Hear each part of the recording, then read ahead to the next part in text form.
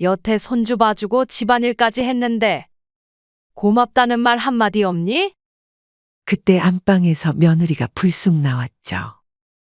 어머님, 치사하게 그런 걸로 생색내세요? 순간 귀를 의심했어요. 제가 지금 뭘 잘못 들은 건가? 뭐라고? 어머님, 다른 애도 아니고 어머님 손주 아닌가요? 그 나이 먹고 칭찬받고 싶으신 거예요? 너? 지금 그게 무슨 말버릇이니? 내가 뭐 너희한테 큰 걸 바랬니? 고맙다는 말 한마디가 없는 게 서운하다는 거야? 어머니, 그만해요. 피곤한데 저희가 술 조금 먹어서 날카로워진 것 같아요. 이제 그만 돌아가세요. 저희 잠 좀 자게. 여보, 됐어요. 어차피 말 안 통할 것 같은데 그만 들어가세요. 알았다, 들어가마. 대신 너네 후회하게 될 거다. 부모를 저버린 불효자식들 어떻게 될지 똑똑히 봐둬라. 제 나이 71입니다. 경기도 수원에서 남편과 단둘이 살고 있어요. 하나뿐인 아들 한식이는 결혼하고 나서 분당으로 나가 살고 있죠. 멀지 않은 거리인데도 얼굴 보기가 하늘의 별 따기예요. 식탁에 앉아 남편과 마주보며 밥을 먹는데 문득 옆자리가 허전해지는 걸 느꼈어요. 예전에는 항상 저기 한식이가 앉아서 엄마 반찬 더 주세요. 엄마 오늘 반찬 진짜 맛있다. 하며 투정 부리던 자리인데 여보, 오늘은 한식이한테 전화라도 한번 해볼까요? 또? 어제도 전화했다며? 그래도 어제는 받지를 않았잖아요. 에이, 내버려둬. 바쁜가 보지. 남편의 말투는 담담했지만 저는 그 속에 숨은 서운함을 느낄 수 있었어요.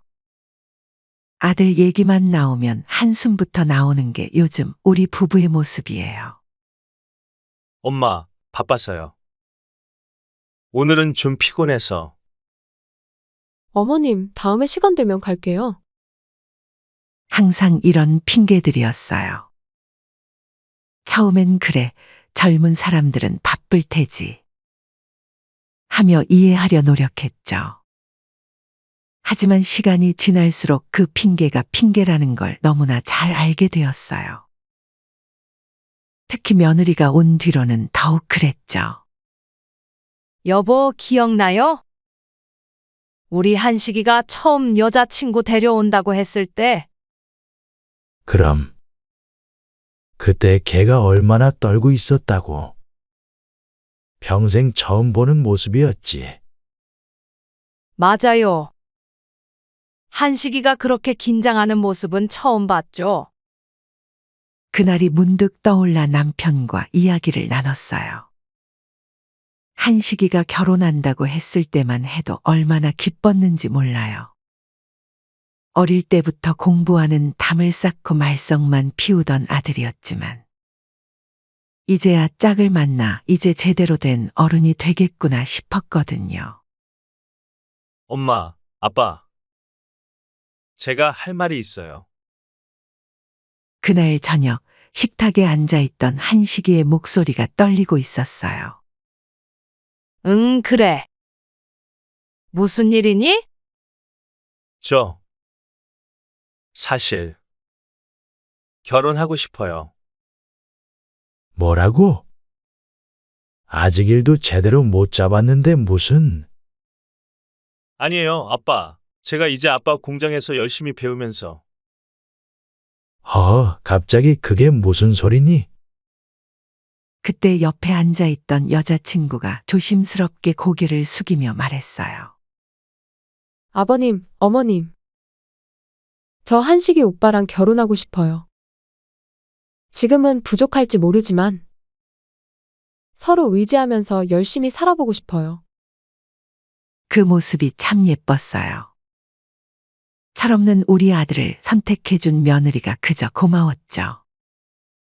남편도 처음에는 당황했지만 결국은 며느리의 진심 어린 모습에 마음이 풀렸나 봐요. 그래. 너희들이 그렇게 마음 먹었다면 서로 잘 살아보거라. 아이고, 우리 며느리. 어서 오너라.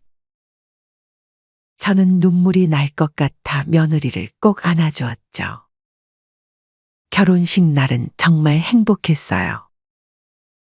제가 모아둔 돈으로 예물도 해주면서 얼마나 가슴이 벅찼는지 몰라요. 우리 며느리 가족이 된 걸 환영한다.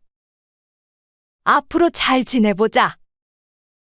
그때 며느리는 환하게 웃으며 고개를 끄덕였는데 그게 마지막이었던 것 같네요. 그 이후로 며느리의 표정에서 그런 미소를 본 적이 없으니까요.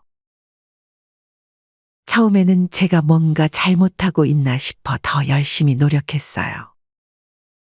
여보, 이번에는 내가 직접 만든 김치를 갖다 줄까 해요. 또요? 저번에도 반찬 보냈잖아요. 그래도 아직 며느리가 나를 불편해하는 것 같으니 시어미가 돼서 더 노력해봐야죠. 당신 허리도 안 좋은데 그만해. 저번에 보낸 반찬도 다 못 먹었다고 하더만. 해볼 수 있는 데까진 해보려고요. 남편의 만류에도 저는 멈출 수가 없었어요. 일주일에 한 번은 꼭 전화를 걸어 안부를 물었고, 제철 과일이며 반찬이며 항상 챙겼죠. 명절이면 며느리가 좋아한다던 약과도 직접 만들어 보냈어요. 어머님, 잘 받았습니다. 감사합니다. 돌아오는 건 항상 이런 짧은 카톡 메시지뿐이었어요. 전화를 걸면 지금 좀 바빠서요. 라며 금방 끊어버리곤 했죠. 차갑고 형식적인 답장에 마음이 시렸지만 그래도 포기하지 않았어요. 요즘 젊은 사람들은 다 그래요. 우리 며느리도 문자만 해요. 맞아요. 통화하는 걸 싫어한다더라고요. 친구들과 이야기를 나누며 위안을 얻기도 했죠. 젊은 세대는 어른들과 다르다고. 문자로 하는 게 편한 거라고 스스로를 위로하면서요. 하지만 정말 서운했던 건 제가 교통사고로 3주간 입원했을 때였어요. 그날은 평소처럼 마트에 장을 보러 가던 길이었어요. 횡단보도를 건너는데 갑자기 오토바이가 튀어나왔죠. 아이고, 기순아. 그래도 다행이다. 큰 사고는 아니라서. 병문안 온 친구가 걱정스러운 얼굴로 말했어요. 그러게. 그나저나 아들하고 며느리는 언제 온대? 글쎄, 아직 연락이 없어. 다행히 큰 사고는 아니었지만 다리를 다쳐서 3주간 병원 신세를 져야 했어요. 병원에 누워있는 동안 친구들, 교회 권사님들, 심지어 동네 슈퍼 아주머니까지 병문안을 와주셨는데 정작 며느리는 한 번도 찾아오지 않았어요. 전화 한 통 없었죠. 어머님, 제가 직장이 있어서요. 한식이 보고 다녀오라고 할게요. 그게 전부였어요. 결국 한식이도 퇴원할 때야 잠깐 들렀다 갔죠. 엄마, 죄송해요. 회사가 바빠서. 그래. 바쁘지. 눈물이 날 것 같아서 고개를 돌렸던 기억이 나요. 병원에서 퇴원하고 나서도 아들 내외의 태도는 변함이 없었어요. 오히려 더 소원해진 것 같았죠. 명절에도 회사에서 해외 출장이 잡혔다. 며 얼굴도 비추지 않았고 제 생일에도 문자 한 통으로 대신했어요. 여보, 우리가 뭘 잘못한 걸까요? 밤늦게 이불 속에서 남편에게 속삭였어요. 당신이 잘못한 거 없어. 저것들이 철이 없는 거지. 그래도 내가 뭔가 더 잘했어야 했나? 제발 그런 생각하지 마. 당신은 충분히 잘하고 있어. 남편의 위로가 고마웠지만 한편으로는 더 서럽기도 했어요. 며느리랑 잘 지내보고 싶었는데 하는 생각에 밤잠을 설치기도 했으니까요. 그렇게 시간이 흘러가던 어느 날 아들에게서 갑자기 연락이 왔어요. 엄마, 저기, 오늘 저녁에 시간 되세요? 응? 그래. 왜? 오늘이 와이프 생일이라서. 저녁에 둘이 외식하고 싶은데 혹시 애 좀 봐주실 수 있으세요? 순간 서운한 마음이 올라왔지만 그래도 기회다 싶었어요. 이번 기회에 며느리와 조금이라도 가까워질 수 있지 않을까 하는 기대를 안고 아들 집으로 향했죠. 그래, 걱정 말고 다녀오거라. 손주는 내가 보마. 감사합니다, 어머님. 며느리는 여전히 형식적인 인사를 건네고는 서둘러 나갔어요. 그날의 일이 지금 생각해도 가슴이 먹먹해지네요. 그때 일어났던 일들이 우리 가족의 모든 것을 바꿔놓게 될 줄은 그때는 미처 몰랐답니다. 그날 저녁 아들 집에서 손주를 돌보며 이것저것 하다 보니 시간이 꽤 흘렀어요. 손주가 잠든 사이 부엌도 정리하고 화장실도 청소하고 빨래도 돌렸죠. 며느리가 직장에 다니니 집안일이 좀 밀렸더라고요. 도와주고 싶은 마음에 이것저것 하다 보니 어느새 저녁 9시가 다 되어가고 있었어요. 우리 민수야, 할미가 오늘 재미있었지? 엄마 아빠 오시면 깨워줄게. 잠든 손주의 머리를 쓰다듬으며 중얼거렸어요. 그러다 문득 거실 벽에 걸린 사진이 눈에 들어왔죠. 결혼식 날 찍은 가족 사진이에요. 한식이가 활짝 웃고 있는 모습이 눈에 들어왔어요. 그때는 다들 얼마나 행복해 보였는지. 현관문 소리가 들렸어요. 아들 내외가 돌아온 거죠. 어머님, 애는 잘 잤나요? 며느리가 들어오자마자 던진 첫 마디였어요. 응, 걱정 말아라. 잘 놀다가 잤어. 그리고 내가 집안일도 좀 했단다. 빨래도 돌리고. 아. 네, 고생하셨어요. 이제 들어가세요. 며느리의 얼굴이 굳어지는 게 보였어요. 한식이는 그런 상황은 아예 모른 척. 핸드폰만 들여다보며 거실 소파에 앉더라고요. 아들도 대답도 건성으로 하고는 계속 핸드폰만 보고 있었어요. 그 모습을 보니 더 서운한 마음이 들었죠. 여보, 내일 아침에 일찍 회의 있다며? 얼른 씻고 자요. 며느리가 한식이를 재촉하는 소리에 한식이는 대답도 없이 그대로 일어나 방으로 들어가 버렸어요. 한식아, 떨리는 목소리로 불렀죠. 네? 마지못해 돌아보는 아들의 표정에서 귀찮아하는 기색이 역력했어요. 여태 손주 봐주고 집안일까지 했는데 고맙다는 말 한마디 없니? 그때 안방에서 며느리가 불쑥 나왔죠. 어머님, 치사하게 그런 걸로 생색내세요? 순간 귀를 의심했어요. 제가 지금 뭘 잘못 들은 건가 하는 생각이 들 정도로 믿기지 않는 말이었죠. 뭐라고? 어머님, 다른 애도 아니고 어머님 손주 아닌가요? 그 나이 먹고 칭찬받고 싶으신 거예요? 너 지금 그게 무슨 말버릇이니? 한식아, 너도 그렇게 생각하니?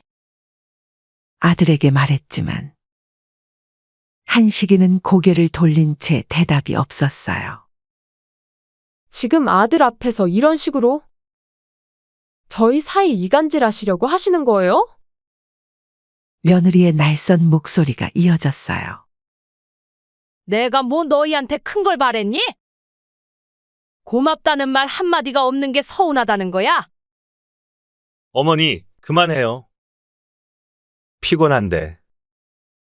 저희가 술 조금 먹어서 날카로워진 것 같아요. 이제 그만 돌아가세요. 저희 잠 좀 자게. 한식이가 마지못해 한마디 했지만 그저 상황을 모면하려는 듯한 태도였어요.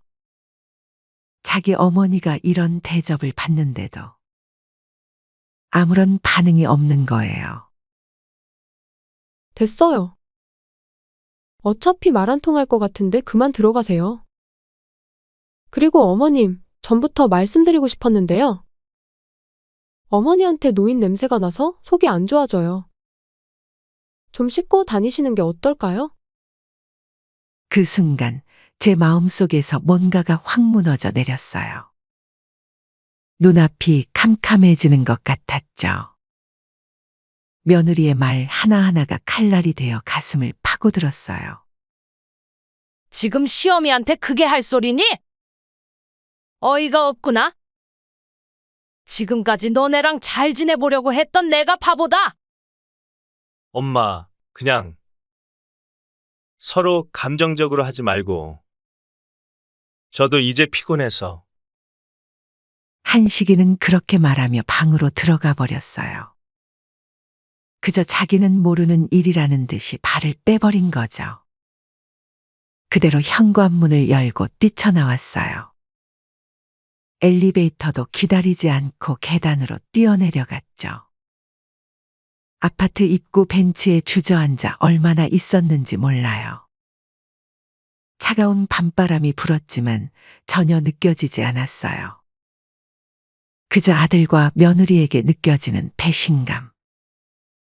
그 허망함만이 가슴을 후벼 파고 있었죠. 내가 뭘 그렇게 잘못했다고.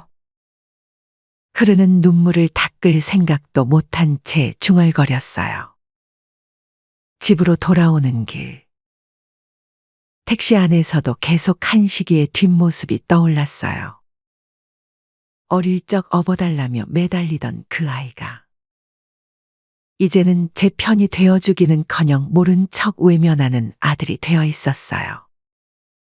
여보, 현관문을 열고 들어서자 남편이 걱정스러운 얼굴로 마중 나왔어요. 왜 이렇게 늦었어? 무슨 일 있었지? 그 순간 참았던 눈물이 터져 나왔어요. 여보. 우리 한식이가, 우리 아들이 흐느끼며 그날 있었던 일을 모두 이야기했어요. 며느리의 모욕적인 말들, 그리고 그걸 보고도 모른 척 방관하던 아들의 태도까지. 남편의 얼굴이 점점 굳어졌어요. 그래서? 우리 아들은 뭐라고 했다고? 아무 말도. 그저 자기 방으로 들어가 버렸어요. 남편이 주먹을 꽉 쥐었다 폈다 하는 게 보였어요. 당신 잘못 없어. 내 이놈들을 그냥. 남편의 목소리가 떨렸어요. 평소에는 늘 온화하기만 하던 남편의 목소리에서 처음으로 분노가 느껴졌죠. 그날 밤 잠을 이루지 못하고 뒤척이다가 문득 옛날 생각이 났어요.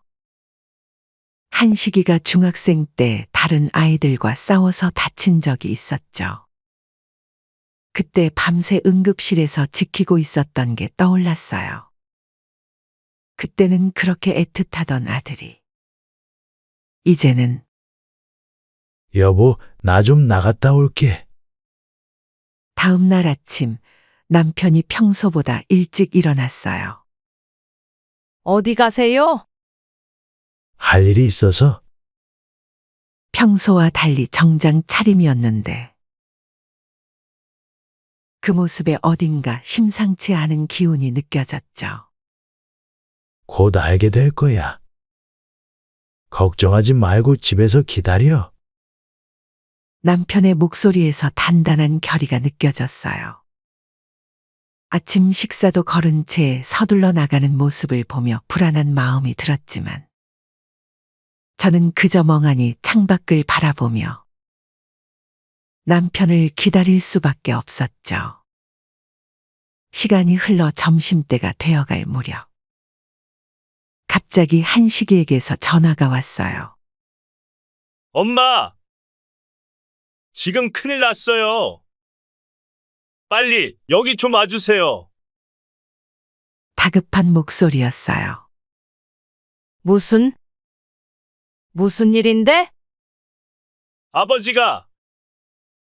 아버지가 갑자기 오셔서 저보고 회사 그만두래요.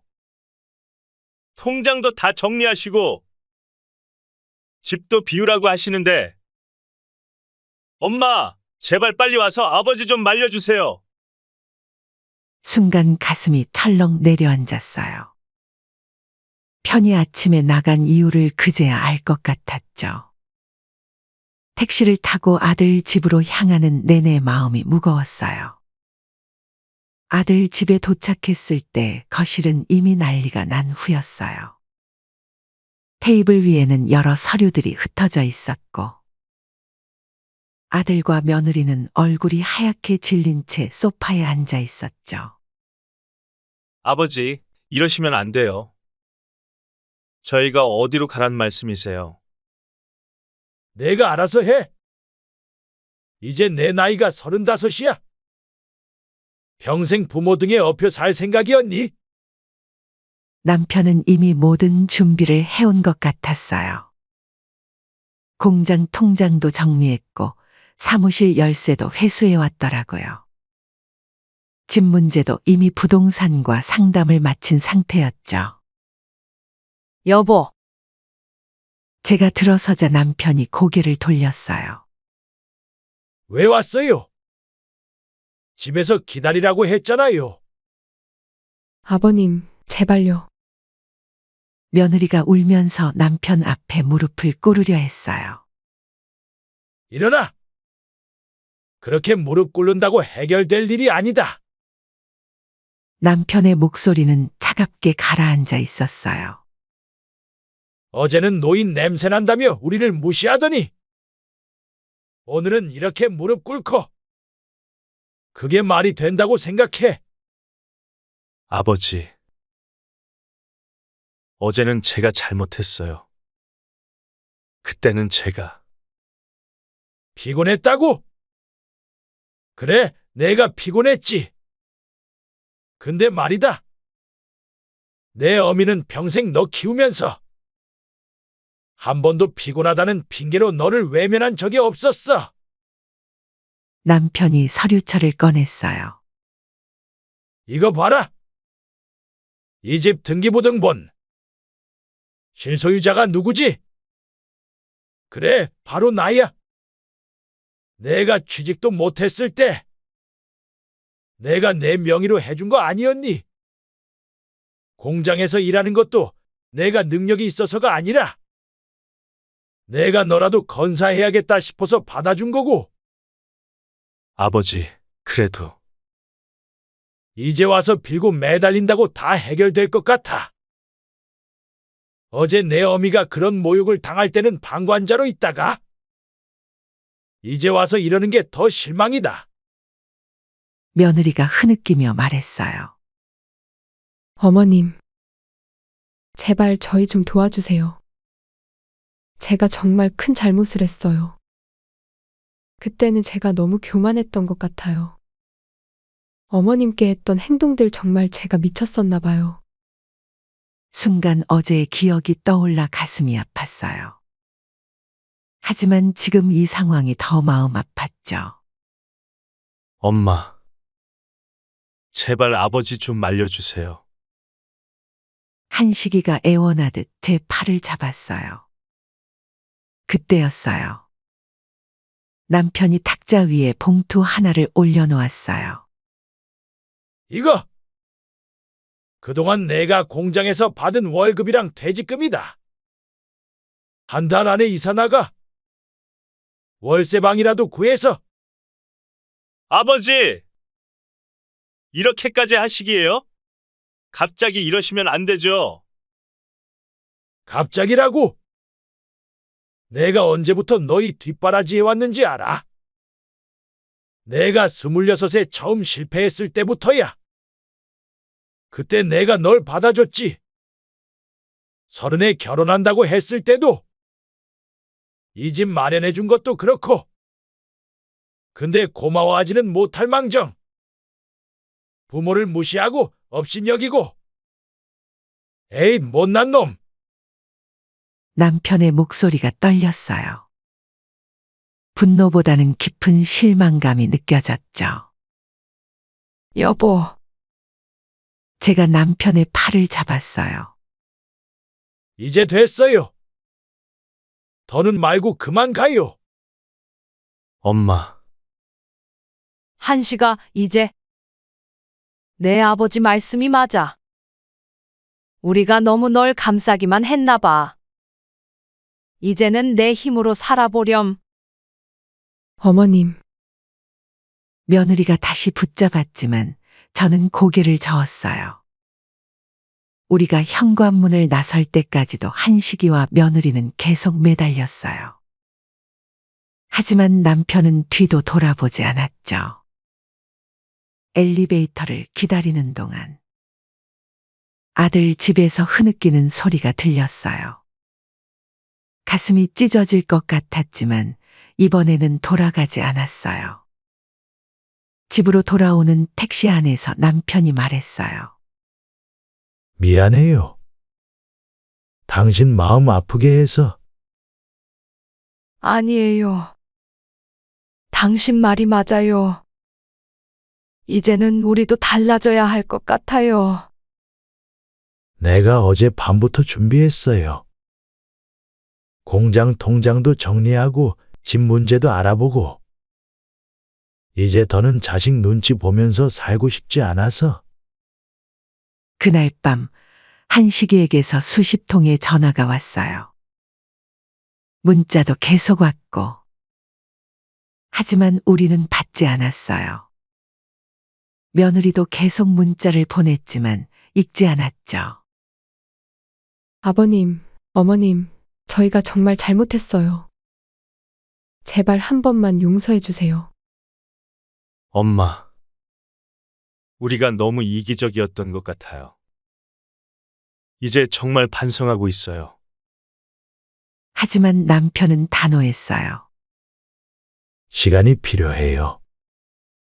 진심으로 반성하고 스스로의 힘으로 살아갈 수 있다는 걸 보여줄 때까지.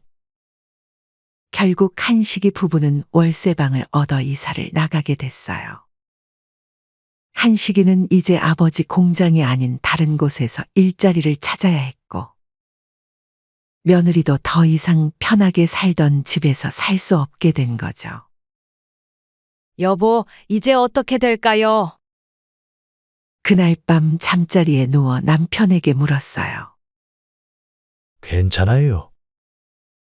이게 다 자식을 위해서예요. 평생 부모 등에 업혀 살 순 없는 거잖아요. 이참에 제대로 된 어른이 되라고. 우리가 이렇게라도 가르쳐야죠. 남편의 말에 고개를 끄덕였지만 한편으로는 마음이 아팠어요. 자식이 잘못했다는 걸 알면서도 이렇게 냉정하게 대하는 게 쉽지는 않았거든요. 당신도 이제부터는 달라져야 해요. 남편이 제 손을 꼭 잡았어요. 더 이상 자식 눈치 보면서 살지 말아요. 우리도 우리의 삶이 있잖아요. 자식한테 매달리지 말고 이제는 우리 둘만의 삶을 살아보자고요. 창밖으로 저녁 노을이 지고 있었어요. 이제 우리 가족은 새로운 국면을 맞이하게 된 걸까요? 그동안 금이 가고 일그러졌던 관계가 이번 일을 계기로 다시 바로 잡히게 될까요? 아직은 알 수 없지만 한 가지 확실한 건 더 이상 예전으로는 돌아갈 수 없다는 거예요. 이제 우리 모두가 변해야 할 때가 온 것 같아요. 그날 이후로 매일 아침 현관문 밖에는 한식이 부부가 앉아 있었어요. 처음에는 그저 지나쳤죠. 하지만 날이 갈수록 그들의 모습이 안쓰러워지기 시작했어요. 어머님, 오늘도 저희 그냥 가나요? 며느리의 목소리가 떨렸어요.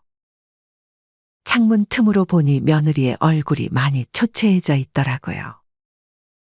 남편은 매일 아침 일찍 나가버렸어요. 자식들 얼굴 보기 싫다면서. 하지만 저는 알아요. 남편도 매일 밤 잠을 설치는 거려. 자식 걱정에 한숨만 쉬다가 새벽녘에야 겨우 잠이 드는 남편을 보면서 저도 마음이 아팠어요. 엄마. 이제 저희 정말 많이 반성하고 있어요.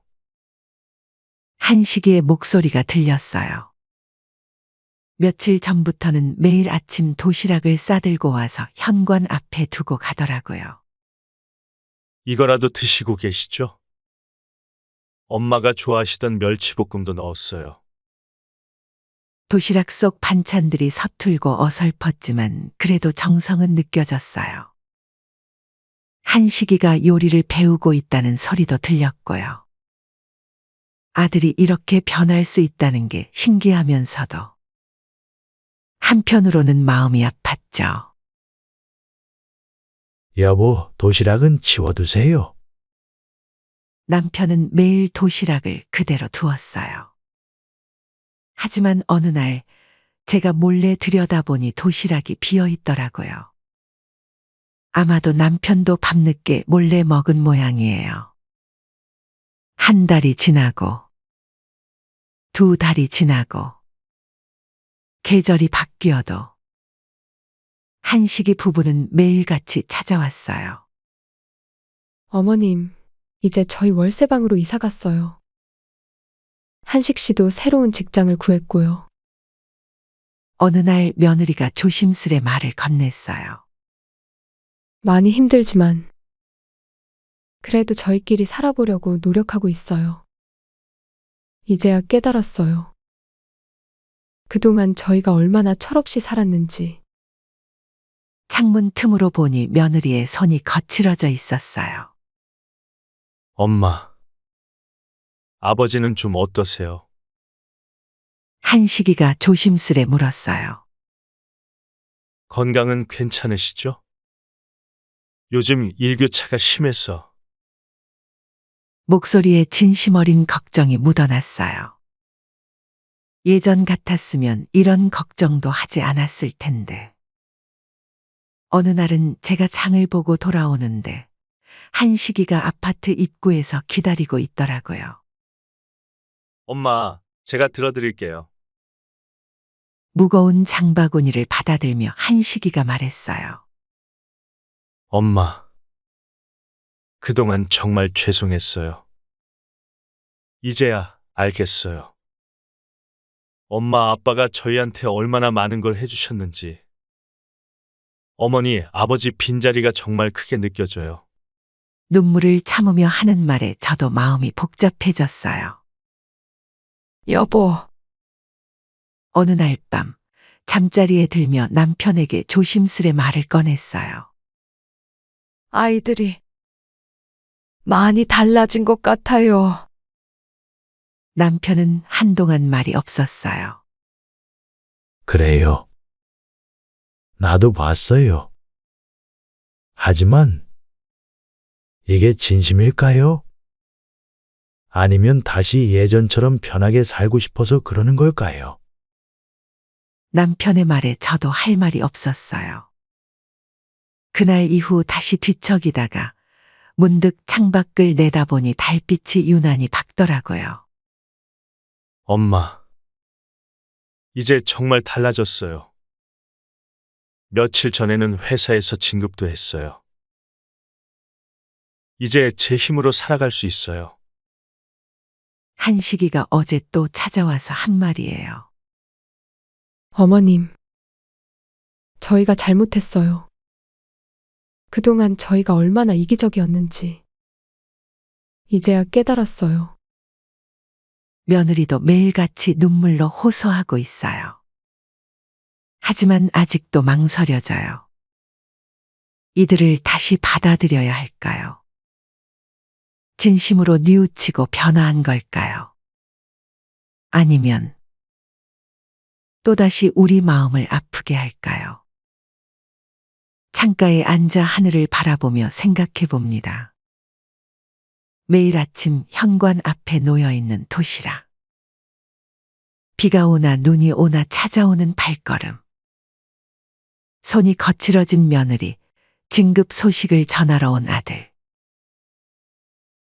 그들의 진심 어린 반성이 느껴지는 것 같아요. 하지만 한편으로는 아직도 그날의 상처가 아물지 않았어요. 여러분은 어떻게 생각하시나요? 이제 저희가 마음의 문을 열어야 할까요? 아니면 조금 더 시간이 필요할까요?